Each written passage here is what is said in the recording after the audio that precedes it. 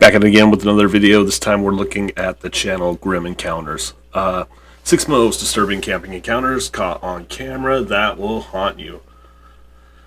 Let's check it out. Let's see what you think, if this is real, fake, or just plain scary. Should we go back? It's not like somebody's house, you know. Look at, hey, shh. I don't know. There's a light on. I agree. I agree. This doesn't feel safe. This does not feel safe. Whoa, whoa, whoa, whoa. Go with your gut.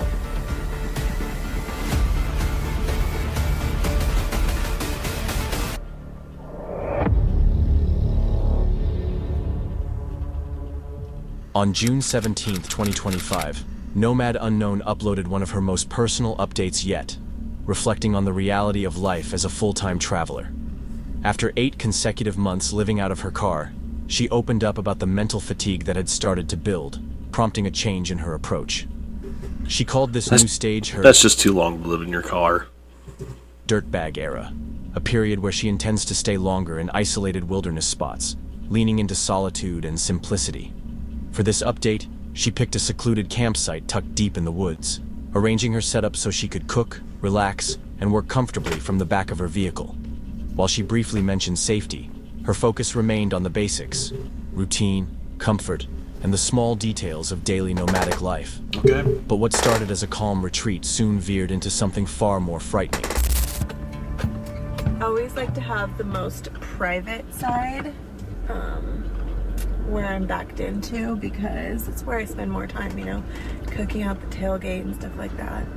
I know a lot of people say back in for safety so you can pull away. Like, dude, if somebody's blocking me in, does it make more sense to ram them with the front of my car or the back of my car? Back of my car. That wasn't a question. Front end damage, I might not be able to drive anymore. Back end damage, probably can still drive. I'm not messing around, you know. Comes to that, it'll come to other things. All right, this is a great campsite. While camped in the Bridger Teton National Forest, not far from Grand Teton National Park, she found herself in a terrifyingly close encounter with a grizzly bear. The moment happened in seconds. As she stood behind her car troubleshooting a video upload, she caught movement out of the corner of her eye. So the other night, I was ever so casually standing at the back of my car. I wasn't actually cooking, I was just troubleshooting something on my phone because I was trying to upload a video. I had my chair back there, just hanging out like I usually do, and something caught the corner of my eye.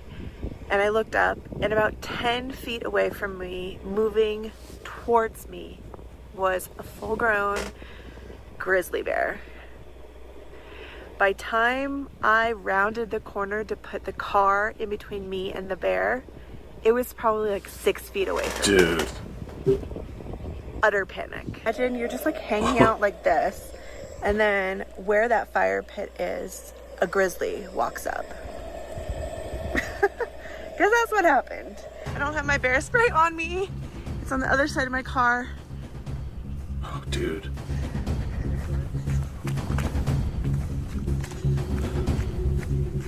She's going over to tell him. Oh my God.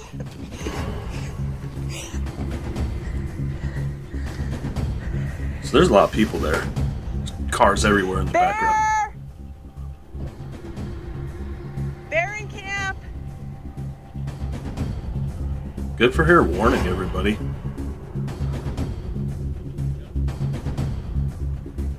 Only to realize a full-grown bear was advancing.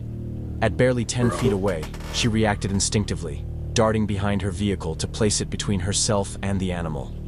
The grizzly closed in to within 6 feet before abruptly veering away.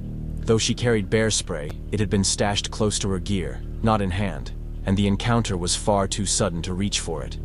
Processing what had just happened, she quickly realized she wasn't the only one at risk. I mean, he's probably Other just looking for campers food. nearby had also mentioned odd noises earlier in the evening. As the bear circled her car and reappeared at the front, she shouted warnings to alert those in the area. Part of the incident made it onto video, but by then, the most dangerous moments were already over. She later explained how her body moved on autopilot, reacting before she even thought about it. I feel like this bear was trying to attack me. No, but I also didn't feel like it was just like totally cool with me. And so I wanted to run, and I did start like moving kind of quickly. And then I had to catch myself to slow down because I was like, you are giving chase right now. Like, stop, slow down, and turn around. So I did. So the video's a little bit all over the place, but at that point I know that the boys had their bear spray in their hand and their car was open, and I just thought I will jump in their car if I need to right now. Good for you. Because I was defenseless.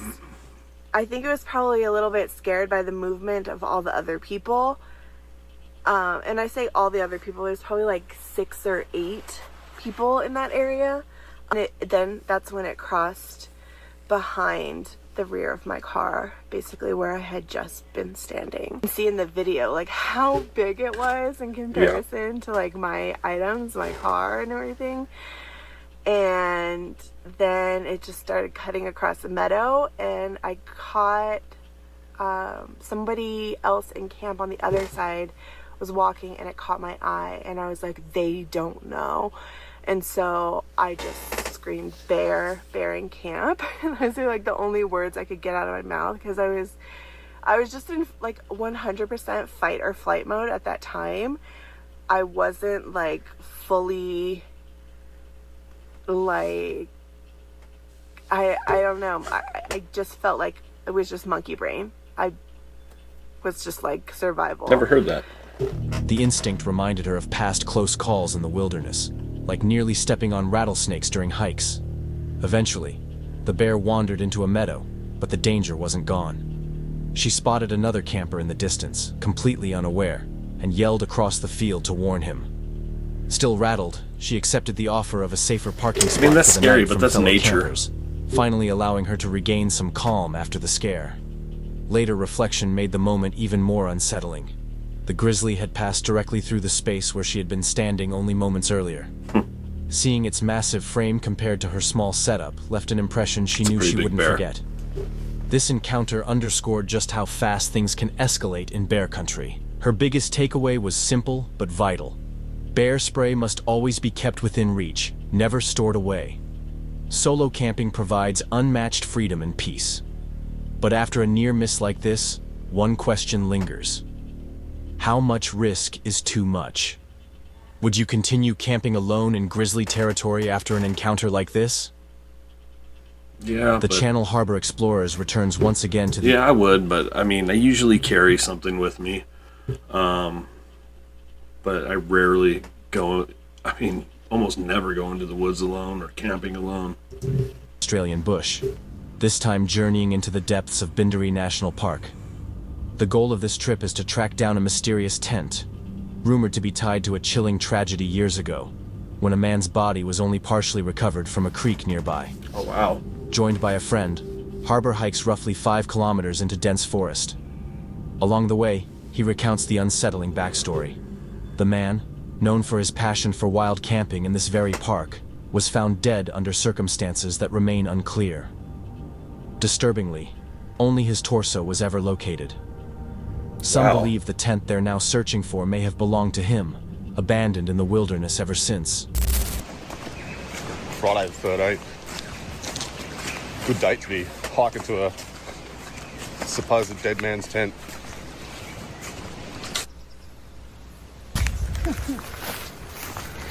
Alright, so back to the story about this abandoned tent out here. Now apparently the body that was found in the creek further down, the fella actually, apparently loved this national park. He used to come out here and wild camp all the time and hike in the area, so sort of strengthens the case that this could be his tent. But like I said, we'll go have a look around, see what we can find, see if we can find anything with a name on it or whatnot. Won't mess it up too much in respect to the fella if it was his, but we'll have a look anyway.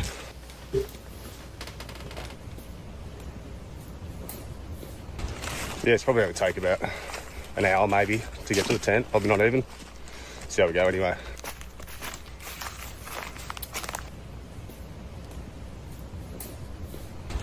Yeah, it's probably going to take about an hour maybe. As they make their way through the trees, they come across fresh animal tracks pressed into the dirt, large and unmistakable. It's a subtle reminder of how untamed this environment truly is. Harbour mentions, almost casually, that he always carries a knife for protection. After nearly an hour, the two finally locate the tent. I carry a little more than that, but I think where he's at, guns are illegal or hard to come by or something like that. If you know, let me know down in the comments.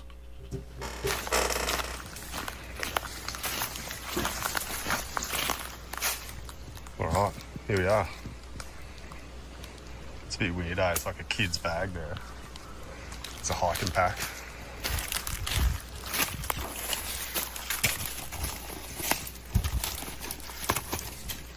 Part of a chair.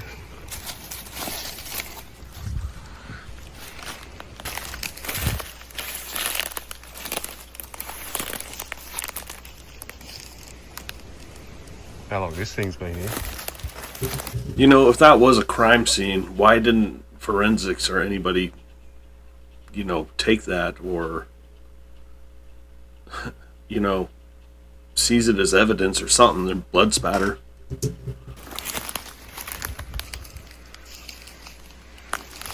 I mean, the body of the fella was found, I think, 2009. So if it is his, I'm not good at maths, what's that, 15 years or so ago? Surely it can't still be standing. To their surprise, it's still standing in decent condition despite the years. Scattered around it are a number of strange items. A child's backpack, a collapsed camping chair, a duffel bag, and a heavy hiking pack. But one item catches their attention more than the rest. While not absolute proof, the discovery strongly hints at a connection. The atmosphere grows heavier when a loud, unnatural horn-like sound echoes through the forest. Both men hear it, but neither can identify what caused it. Harbour admits that while he had considered attempting a solo overnight stay at the tent, that strange noise quickly changed his mind. They press on toward the creek where the body was discovered. The terrain is steep and narrow, with drop-offs that would be treacherous during flooding. Harbour speculates that if the man had fallen in while heavy rain was surging through, it could explain how he sustained such severe injuries. I get it, but just a torso?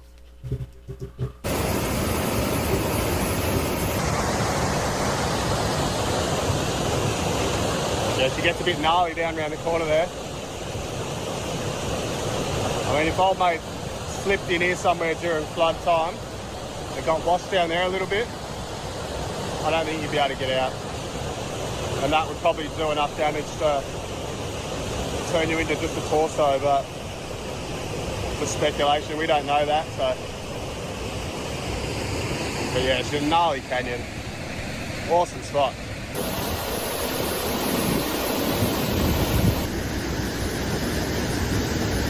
It's only a theory, but a chilling one nonetheless. After exploring the area, the two men climb back to the tent.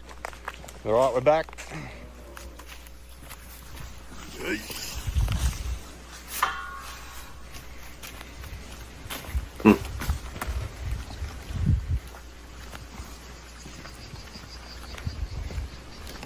All right, we're done and dusted. We're out of here.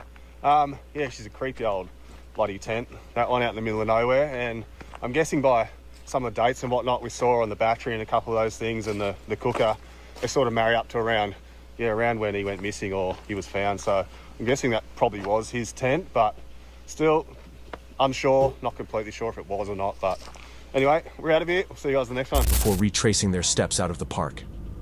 Back at the car, Harbour reflects on the discovery. The dated battery, the state of the gear, and the location all point toward the possibility that the tent truly belonged to the missing camper. He closes the video with his usual casual tone, noting that despite it being filmed on Friday the 13th, there were no cult rituals, no paranormal activity, just that strange, unsettling sound, and an atmosphere that never felt quite right. The condition of the tent, the items left behind, and the timeline all suggest a grim link to the tragedy. Could the unforgiving terrain have taken the man's life? Or was there something else lurking in these woods? if this tent really was his. Why was it never discovered until now? Some of that gear is in pretty And good what condition. exactly created that horn-like sound deep in the middle of nowhere? Nicholas Paparo is a dedicated fisherman and content creator, widely recognized for his outdoor YouTube channel, where he documents solo fishing adventures, tests gear, and explores hidden waterways. His usual uploads highlight the peaceful mix of challenge and calm that comes with time spent in nature, a personal escape into the quiet flow of wild rivers. But in this episode, that peace was unexpectedly replaced by unease. The day began like many of his trips. Nicholas set out deep into the forest, casting lines along a remote stretch of river with his dog Lola by his side. The mood was serene, focused and relaxed. He seemed completely absorbed in the steady rhythm of fishing, far from towns, noise, or distractions. But midway through, the atmosphere shifted.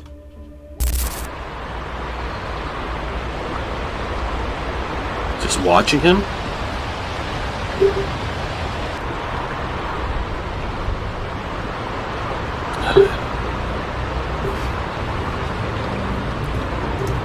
I don't know, I've had a lot of weird interactions fishing, especially during salmon season.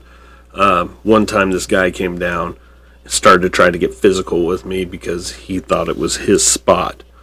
I backed up, left. No reason to get shot or something over it.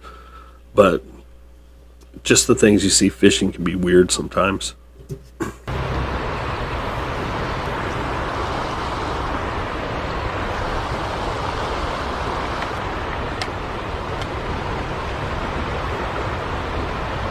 Lola, come here.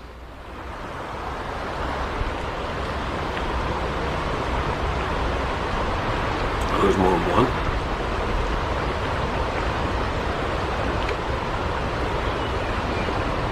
They look like they're up to no good.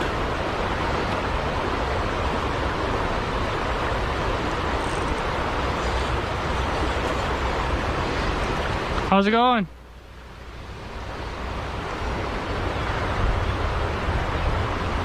It's even worse when they don't say anything. While filming, Nicholas noticed two men appear nearby. At first, it seemed normal. Hikers or anglers sometimes pass through, occasionally stopping for a chat. Yet these two acted differently. They didn't greet him. They didn't smile. Instead, they lingered quietly, standing off at a distance, never responding even when Nicholas acknowledged them. Slowly, they edged closer, pretending to look around but always keeping their eyes on him. The longer it went on, the stranger it felt. Their movements seemed intentional, not casual. It became clear they weren't there for the river.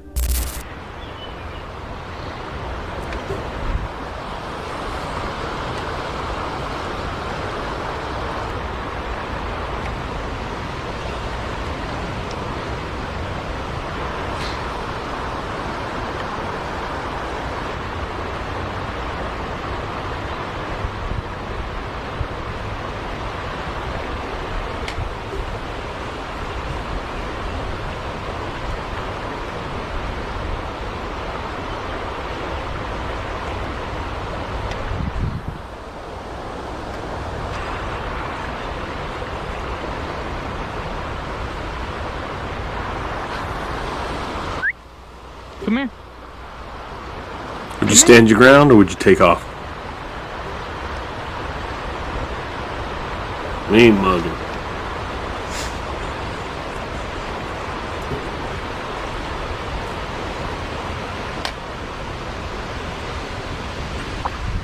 Probably made the right decision there. Nicholas grew uneasy.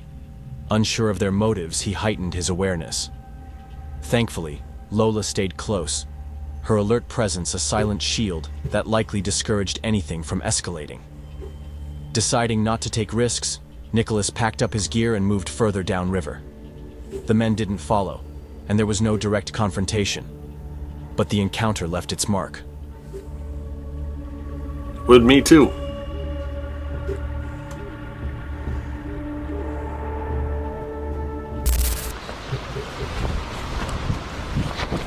Woohoo!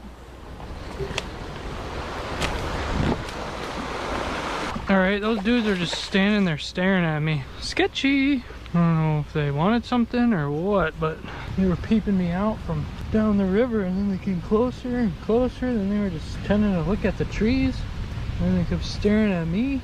Fuck. Usually people like say something or whatever. Yeah, that was weird.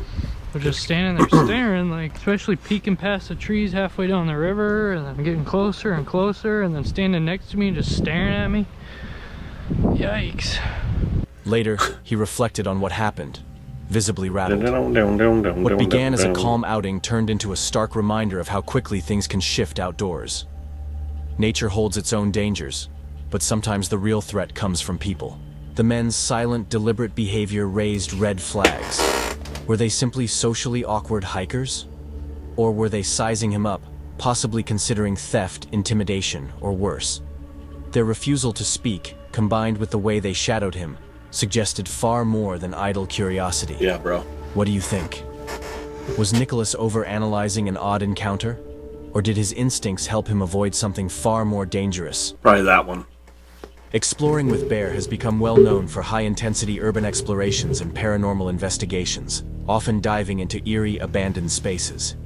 In this episode, Bear teams up with Doug from Fear Fanatics and their friend Pam to try out the infamous app Randonautica, a controversial tool said to generate random coordinates influenced by a user's intentions. Now for this adventure, I have traveled to Cincinnati, Ohio to meet up with Doug from Fear Fanatics and Pam to try the app Randonautica. So I do believe that the app itself advises you not to play at night. Not only are we going to be playing at night, but to make it a little more We're just going to break all the rules. Doing it at 3 a.m. Now you guys are not going to want to miss any of this video because Randonautica did send us to some pretty crazy locations. And holy smokes, the last location that it sent us to, be the judge for yourself. Comment below. They set out at 3 a.m., the so-called witching hour, with one simple plan. Test whether the app could lead them somewhere truly mysterious. So right now, there's no place for Pam to park. So she's just going to drop us off. We're going to check it out around here. She's just going to drive and come back and get us in a minute. But let's check this area out. There's a bridge. Oh man, that's dark. There we go. So can you get down over there? I wonder, ooh, what's that? Huh. What is that? Oh, that's a tape measure. A tape measure? A little tiny tape measure. Little tiny one. Needle glove. This is pretty cool, dude. I don't know why we're doing this here. I don't know, but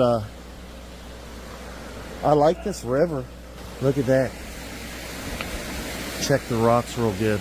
Guys, keep your eyes peeled. Man, there's a lot to see. Oh, there's some. Their first destination takes them to a secluded bridge spanning a river in Cincinnati, Ohio. At first glance, the location seems ordinary, aside from the heavy posting of security warnings and surveillance Looking up this signs. app he was talking But about. scattered across the bridge are unsettling objects. A dirt-covered children's toy, a single surgical glove, and a discarded tape measure. None of these items are dangerous on their own, but the way they're placed together feels strangely deliberate, disturbing enough to fit the eerie tone of the night. Good, because there was nothing over there. I was just coming to see if you guys had any luck. We're talking about geocaching and how, like, if you hide something in geocaching, sometimes you would, like, the people would, like, find a light post. Like, it'll take you to a specific point, and then it'll say it's around the light post somewhere. So you look around the light post and, like, maybe under here would be something. That's So I was looking down, and then I saw the sticker, and I said, what does that say? Read it, bro. It's kind of strange. I gotta get good light on it. Okay. The trouble is... Hey, who wants to read that? I'm having a hard time with my eyes. The trouble is that we have a bad habit encouraged by pedants and sophisticates. I thought I said pendants at first. I thought I said of pendants. Considering happiness as something rather stupid. Only pain is intellectual. Only evil interesting. This is the treason of the artist.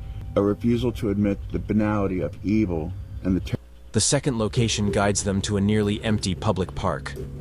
Under the dim glow of a street lamp, they discover a sticker tucked away with a cryptic message. The words reference the normalization of evil and the dulling effects of repeated pain, phrases that feel especially chilling in this late-night paranormal context. The unsettling vibe continues to grow. Oh, man. It's nobody's house or anything? Look at the creek. Has got to be. I don't think anybody's... Was that your spirit talker? That was. What did it I say? put it in my pocket after I found this, though. It just scared me. It's in the pocket. I forgot about it, too. Oh, it's in Look, look, look. Wait, turn your lights on. Hello? Wait a minute. That's what I mean. I see a light in there, man. What? There's a light in there. Put your light down.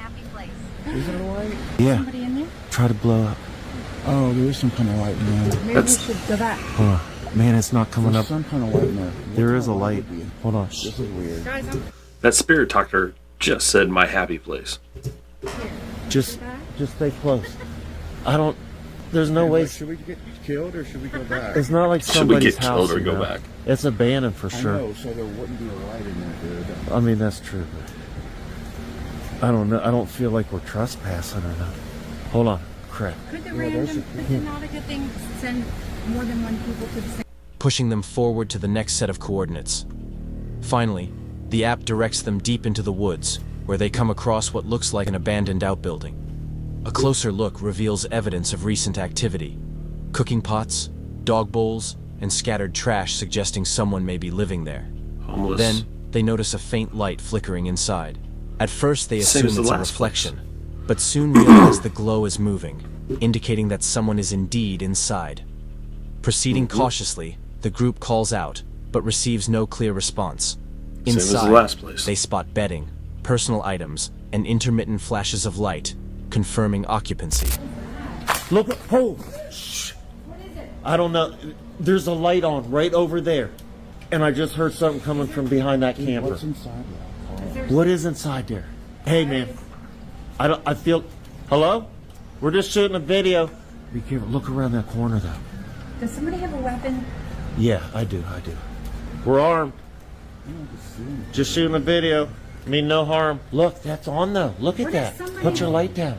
Oh, that is on. What is it? It's a flashlight. It's like Where? it's Right like there. right there. Look. Oh my god. Scary. I don't like this. That is scary. What? Oh, what does it say? It said go to the light? Oh, shit. Did it really say that? Holy smokes, man. It says I'm from the light. So I wonder if those things are just listening to what you're saying and then has like an algorithm that puts something together. Man, I got freaking goosebumps all over. I feel like there's somebody behind this thing. I do. I feel like, yeah, I want to go. I'm scared. I agree. This was I agree. This doesn't I feel safe. expected. This does not feel safe. Dog bowl. Whoa. Then, Would one you of their go? devices delivers a chilling phrase: "Go to the light." Moments later, they hear movement coming from behind the building. The realization hits: they're not alone, and whoever is there may not be another explorer. The situation escalates quickly. Footsteps close in. Strange noises echo around them. Then something is thrown in their direction. Fearing what might happen next, the team bolts, rushing back to their vehicle. I mean, I'm not out of breath, but I'm out of breath. pretty scary. Like just that first. I can't even find out how to get in this it was car. making me laugh and I'm scared. You're aware of me. It said be aware of it. It said what? What did it say? It said Be aware of me. I was scared and I... Lock the doors. Lock them. How you lock these suckers? Were you scared? Holy smokes. Hey, that was scary. That was our intention, was scary. Yeah, well. All right, tell me what you think. That bear one, freaky. Fishing one would unnerve me. This last one, what do you think? Like, subscribe.